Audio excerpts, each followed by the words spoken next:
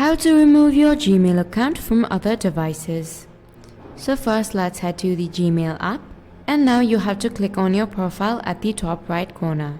Now right below your email address you can see a box that says manage your Google account. You just have to click on it and you will be redirected to this interface. Now you just have to scroll right and go to security. From here you just have to scroll down and you'll be able to see your devices. To see all of the devices that you are signed in from, you just have to click on manage all devices at the bottom.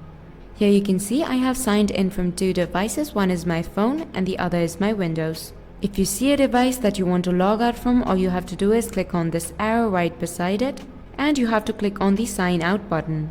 Once you do that, you would have successfully signed out from your Gmail account from that device. If you want to see your recent login activity, then you have to scroll up, and in recent security activity you will be able to see all your recent logins and logouts. Hope I was able to help you out. Thank you for watching.